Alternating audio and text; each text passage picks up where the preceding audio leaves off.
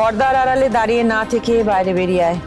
দিদির কি মাথার পেছনে দুটো চোখ আছে নাকি? হ্যাঁ, তাই এক্ষেত্রে মানসিক আঘাত এতটাই তীব্র হয়ে যায় যে রোগী ওই ঘটনার সম্পর্কে কোনো কিছু মনে করতে চায় না। তাই এই অবস্থায় ওকে আপনারা কেউ জোর করে কোনো সত্যিটা বোঝানোর চেষ্টা করবেন না, তাতেও আরো ভেঙে পড়বে, আরো অস্থির হয়ে উঠতে পারে, এমনকি আত্মঘাতীও হতে পারে।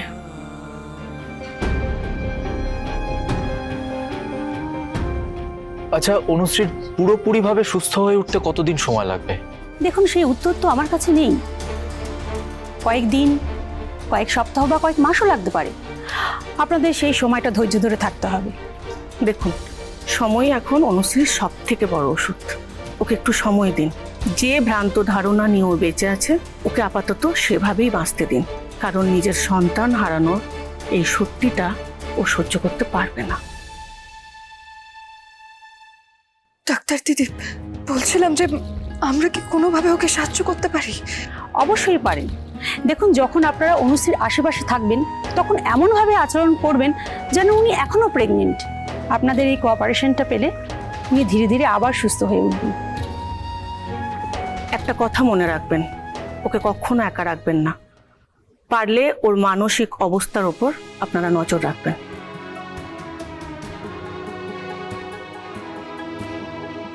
অসংখ্য ধন্যবাদ। আমরা আপনাদের নির্দেশ মতোই চলবো। আজ তাহলে আসি। Thank you so much. আসুন প্লিজ।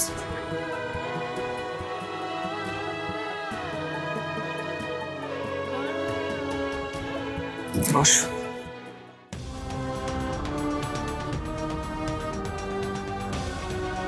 ছোট, পর্দার আড়ালে দাঁড়িয়ে না থেকে বাইরে বেরিয়ে আয়।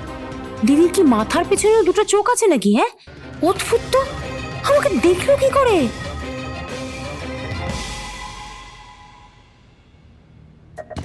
আমরা সবাই শুনলাম ডক্টররা কি বললেন। আমাদের এখন অনুশ্রীর সঙ্গে একটু অন্যরকম বিহেভ করতে হবে, মানে এমন ভাবে কথা বলতে হবে বা এমন ভাবে আমাদের থাকতে হবে অ্যাজ ইফ ওর বাচ্চাটা আছে এখন। সবাই মনে রেখো, ভুলে যেও না কেউ, কোনো ভুল যেন না হয়।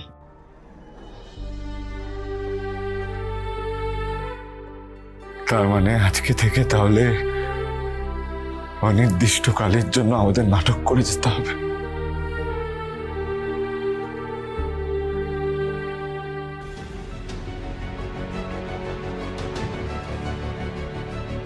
আমি বারবার বলেছিলাম পুজো একবার শুরু হলে থামা যাবে না, কোনো বিঘ্ন আসা উচিত নয়, কিন্তু যা ভয় ছিল তাই হয়েছে। একটা ভয়ঙ্কর অশুভ কোনো কিছুর আমি ইঙ্গিত পাচ্ছি।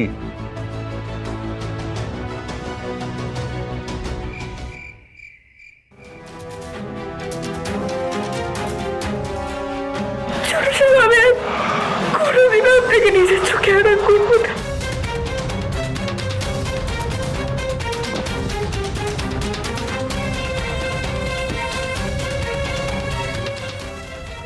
বিষয়টা এমন তো নয় যে আয়ুষ স্যার আর কুসুম দুজনে দুজনকে ভালোবাসলেও ওনাদের ভালোবাসাটা মেনে নিতে আপনার আভিজাত্যে পাচ্ছে।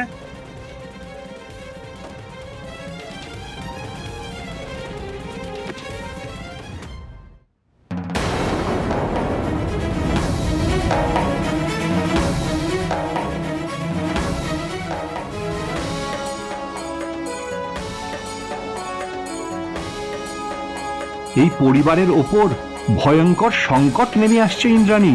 মৃত্যুর ছায়া খুব কাছে।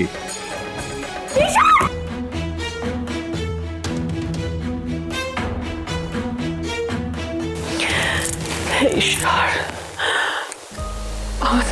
আমার বাড়ির ওপরে যে সংকটের ছায়া, তা তুমি সরিয়ে দাও ঈশ্বর।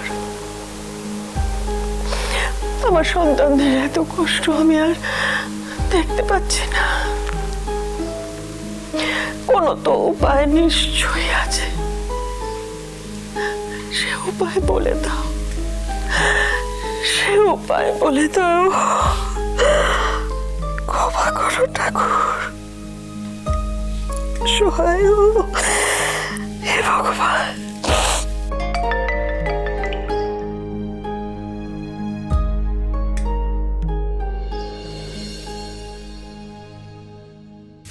এত রাতে গুরুদেবের মেসেজ? এত রাতে বার্তা পাঠানোর জন্য দুঃখিত ইন্দ্রাণী, কিন্তু আমি খবর পেয়েছি অনুশ্রী আর ঈশানের সন্তানের মৃত্যু হয়েছে। মৃত্যুর ছায়া এখন তোমাদের বাড়িতে আরো গভীরভাবে ছড়িয়ে গেছে। আমি আজ রাতভর সাধনা করছি, সকাল পর্যন্ত একটি উপায় নিয়ে আমি তোমার বাড়ি আসব। ততক্ষণ পর্যন্ত মন শক্ত রেখো। গুরুদেব আসছেন, গুরুদেব আসছেন, তার মানে সব পথ, সব দরজা বন্ধ হয়ে যায়নি।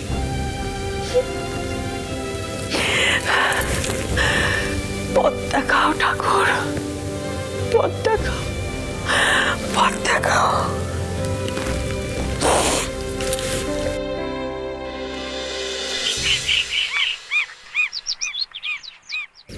মনি, গুরুদেব আসছেন ভেবে আমি খুব খুশি হয়েছি। উনি আসলে আমার জন্য আর আমার বেবির জন্য আশীর্বাদ চাইবো। তোমার জন্যই তো গুরুদেব আসছেন আজ। আসুন গুরুদেব, আসুন। প্রণাম গুরুদেব। শুভমস্তু।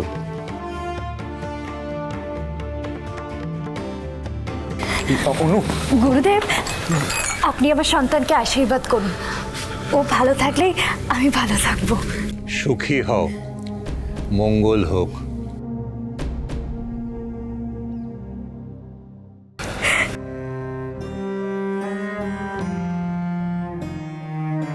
আসুন গুরুদেব।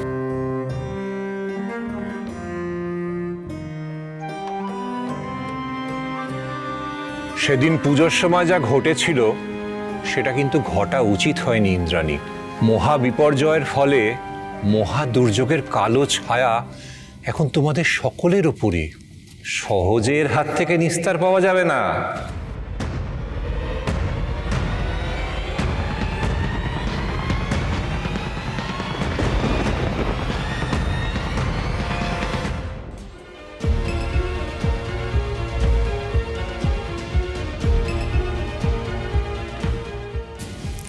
গুরুদেব, আমার কিন্তু এই বাড়িতে পড়ার কোনো রেকর্ড নেই।